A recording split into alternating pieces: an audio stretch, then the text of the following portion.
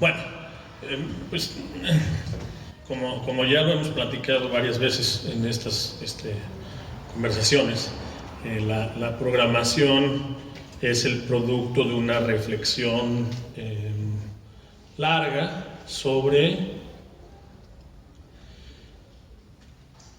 qué es lo que, fíjense, en 400 años de historia, 400, 300 años de historia de la música que le llamamos sinfónica, aunque en realidad en el clasicismo no era esa concepción, y mucho menos en el barroco, pero de esa música que conocemos como música clásica es a veces muy difícil decidir qué narrativa cuál es el diálogo que vas a tener con el público a lo largo de una serie de conciertos. ¿Por qué pones en el escenario lo que pones en el escenario? Esa es la reflexión primaria de una programación. Y esa reflexión también tiene que responder a las necesidades y al desarrollo artístico y técnico de una orquesta. Entonces, bueno, siempre hemos hecho esa reflexión y creo que lo hemos hecho siempre con mucho esfuerzo, con mucho amor y con mucho entusiasmo. Y bueno, pues por lo pronto tenemos la impresión de que ha ido más o menos funcionando. En este particular caso hay, por supuesto, una efeméride que nadie puede evadir, que es la celebración mundial de los 250 años del nacimiento de Beethoven. Fíjense, en mi opinión, esta es la efeméride personal más importante de 2020. No sé qué otras personalidades, qué otras efemérides haya. Seguramente habrá científicos, poetas, se celebran 50, 100, 500 años de muchas cosas. Pero en 2020 yo considero que no hay una efeméride más importante que esta, porque Beethoven no fue nada más un compositor, fue un enorme pensador, cuyo pensamiento tuvo una influencia muy perdurable. Y no solo eso, Beethoven sigue siendo hoy por hoy una figura de culto, un referente de humanismo, un referente de razonamiento, un referente de hermandad. No por nada la novena sinfonía, la última parte de la novena sinfonía, es el himno oficial de la Unión Europea. Y es una figura de culto. Entonces me parece que no es nada más un compositor, es un símbolo. Entonces, 250 años de su nacimiento, en todo el mundo, todas las orquestas están celebrando Beethoven, y me parece que es merecidísimo.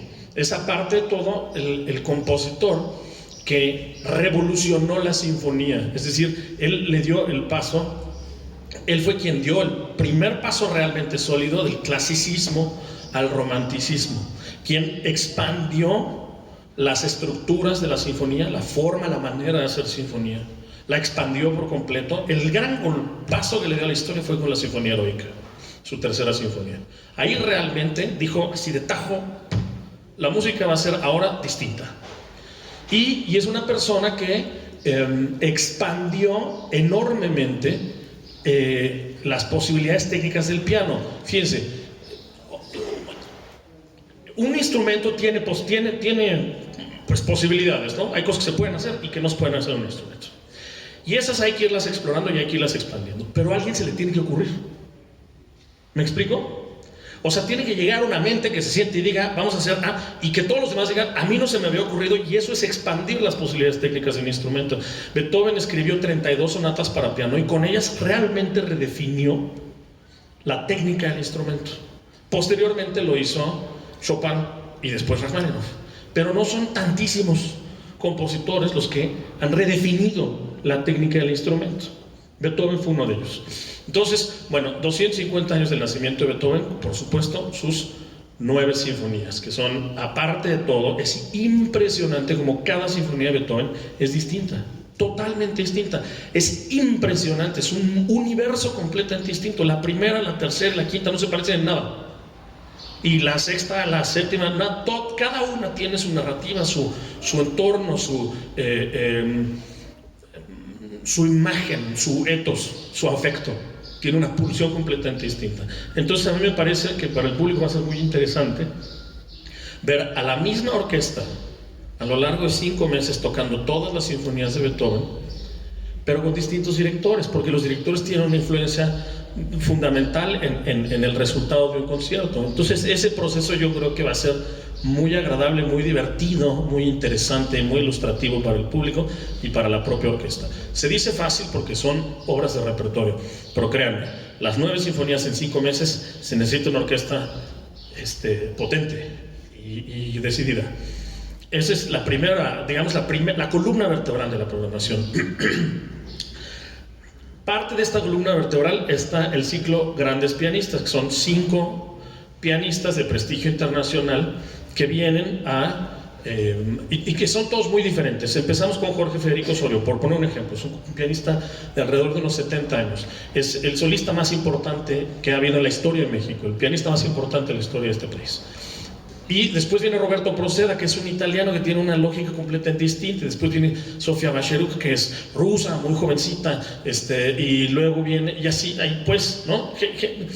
Cada pianista que va a venir a ofrecer una cosa muy distinta y una percepción muy distinta y un repertorio muy distinto. Pero ¿por qué hicimos esta serie de Grandes Pianistas? Bueno, aparte de que pues, hicimos el año pasado la serie Grandes Violinistas, la recordarán ustedes, y a mí me pareció sensacional ver en el escenario mes con mes a verdaderos monstruos del violín. Bueno, pues ahora lo tendremos con el piano, pero porque el Teatro Juárez, el Instituto Estatal de la Cultura, ha tenido la acertadísima decisión de finalmente comprarle el piano del Juárez. Era un piano bueno, un piano aceptable, pero un piano ya en mucho declive, porque es un piano muy viejo. Y los pianos tienen una vida útil para ciertas cosas. Para un concierto con un pianista de prestigio internacional, con una obra como un concierto de Rachmaninoff, no puedes tener un piano de 100 años. No rinde, no resuena, no funciona. Un piano como el que tenía el Teatro Juárez era un piano que funcionaba para conciertos de Mozart, por ejemplo, en donde la transparencia, donde no se necesita una resonancia monumental. Entonces, afortunadamente el Juárez adquirió un nuevo piano, nuevo, Steinway Hamburgo, que es el mejor piano que se puede manufacturar en este planeta. El Concertgebouw en Holanda, el Musikverein, la Filarmonía en Berlín, todas las grandes salas de concierto, el piano que usan para sus obras concertantes es un Steinway Hamburgo. Y ese es el piano que ahora tenemos aquí en Guanajuato, lo cual a mí me parece fantástico. Entonces dijimos, bueno, pues vamos a aprovecharlo y vamos a traer a 5 pianistas de talla internacional para hacerle honor al piano y para celebrar al piano, para acercar al público guanajuatense a su nuevo piano, porque finalmente es el piano de la gente y ese piano merece que lo toquen los mejores. Entonces, bueno, ese es el ciclo Grandes Pianistas, que son 5 programas, y yo diría que esos son como las 2 grandes columnas vertebrales, simplemente por el número de programas. Las 9 sinfonías de Beethoven se van a tocar a lo largo de 7 programas, una cosa así, y el ciclo Grandes Pianistas son 5 programas. Entonces, bueno, pues esa es la estructura. Hay, paralelamente a eso, 2 o 3 programas que me parece que vale la pena subrayar, ¿no? Digamos, programas sueltos, por decirlo de alguna manera, programas que no están sujetos a una línea narrativa a lo largo de la temporada. El primero que mencionaría yo es que vamos a hacer el poema El Éxtasis de Scriabin, que es una obra pues alucinante, es una obra muy onírica, diría yo. Es una obra muy difícil. Scriabin fue un compositor muy oscuro, súper esotérico, que tenía más o menos su propia religión y que consideraba que él y el cosmos estaban en constante, estaba medio loco. Y escribió él un poema, el poema del Éxtasis, y con base en su propio poema hizo un poema sinfónico que se llama el poema del Éxtasis. Y es una obra sensacional, pero es espantosamente difícil, así es que nadie la toca. De veras, revisamos en México, la última vez que se tocó fue la Filarmónica de la Ciudad de México en el año 2000. Hace 20 años que no se hace esa obra en este país. Entonces, bueno, pues en el marco de la Feria del Libro vamos a hacer el poema del Éxtasis y yo creo que va a ser para todos un evento muy importante. Eso, bueno, vamos a hacer la sexta de Mahler, si recordarán, la orquesta sigue en lento pero seguro haciendo todas las sinfonías de Shostakovich, que ya nomás nos faltan 3 de 15, y todas las sinfonías de Mahler.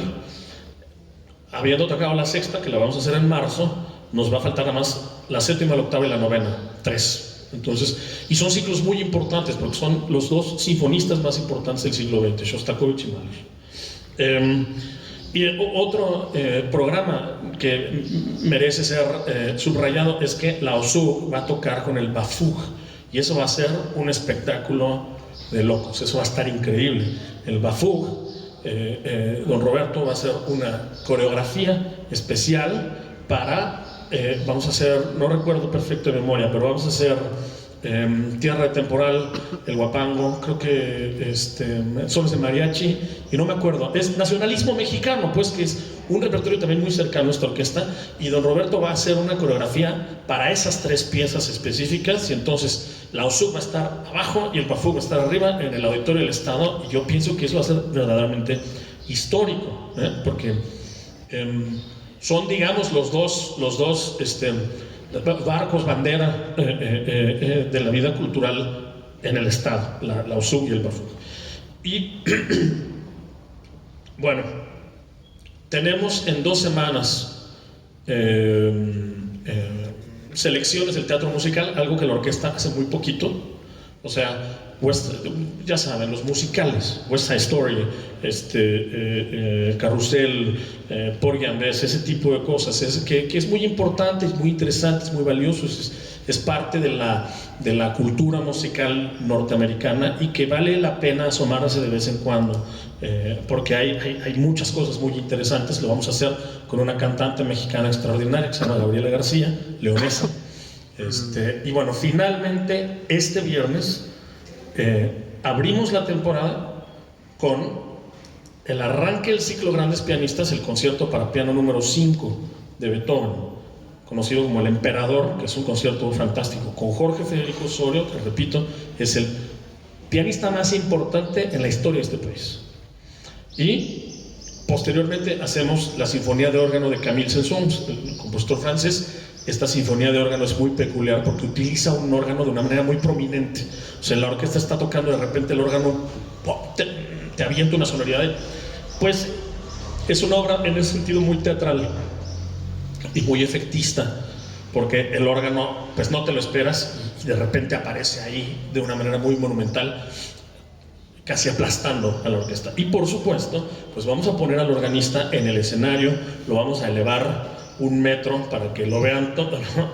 Hay que aprovechar, digamos, la parte visual también de un programa de esta naturaleza. Entonces,